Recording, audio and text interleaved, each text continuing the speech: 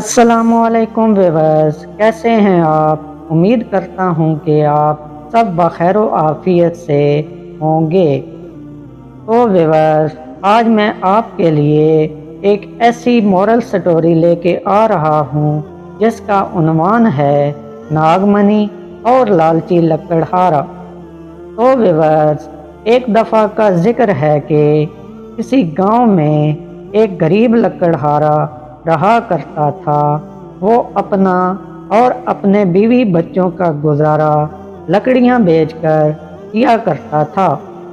ایک دن لکڑہارا لکڑیاں کاٹنے کے لیے جنگل پہنچا تو اس کو وہاں پر ایک سانپ دکھائی دیا۔ تو لکڑہارا سانپ کو دیکھ کر گھبرا گیا اور سانپ کو مارنے کے لیے جیسے ہی لپکا تو سانپ بول پڑا اور کہنے لگا کہ اگر تم میری جان بخش دو گے تو میں تمہاری بہت مدد کر سکتا ہوں۔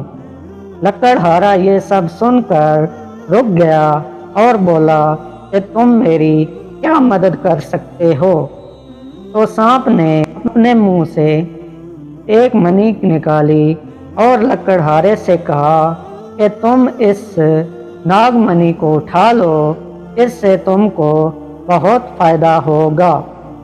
تم اس کو کسی برتن میں رکھ کر اوپر سے چھوٹے چھوٹے پتھر کے ٹکڑے ڈال دینا اور اس برتن کا منہ کسی کپڑے سے بند کر دینا تو وہ پتھر سونا بن جائیں گے۔ ہاں، مگر اس میں شرط یہ ہے کہ تم کو وہ سارا سونا ایک ساتھ نہیں نکالنا، بلکہ ہر 10 دن کے بعد سونے کا ایک ٹکڑا نکالنا ہے۔ اگر تم نے ایسا نہ کیا تو تم بہت نقصان اٹھاؤ گے۔ بس تو یہ بات سن کر لکڑہارا خوش ہو گیا اور اس ناگ منی کو لے کر گھر آ گیا اور اس کو ایک مٹکی میں رکھ کر اوپر سے پتھر کے چھوٹے چھوٹے کنکر ڈال دیے اور اس کا منہ ایک کپڑے سے بند کر دیا۔ پھر ہر 10 دن کے بعد سونے کا ایک ایک ٹکڑا نکالتا گیا اور اچھی خاصی خوشحال زندگی اس سونے کو بیچ کر بسر کرنے لگا۔ اب ہی کچھ عرصے کے بعد اس کے دل میں لالچ آنے لگی اور وہ سارا سونا ایک بار میں نکال کر بیچنے کے بارے میں سوچنے لگا۔ بس یہ بات اس کو لے ڈوبی اور اس نے یہاں پر آ کر بہت بڑی غلطی کر دی۔ اس نے جیسے ہی سارا سونا نکالنے کے لیے اس مٹکی کے اوپر سے کپڑا ہٹایا تو وہ سارا سونا اور منی راکھ بن گئے۔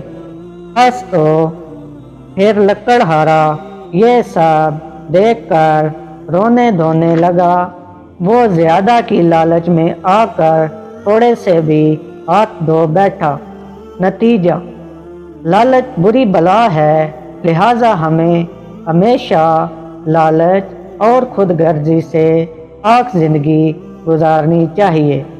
اگر آپ آئندہ بھی ایسی انٹرٹینمنٹ سے بھرپور ویڈیوز دیکھنا چاہتے ہیں تو میرے اس چینل کو سبسکرائب کریں اور گھنٹی کے بیل آئیکن کو دبا دیں تاکہ میری ہر آنے والی نئی ویڈیو آپ تک بآسانی پہنچ سکے۔ شکریہ، والسلام، آپ کا اپنا پونا بھائی۔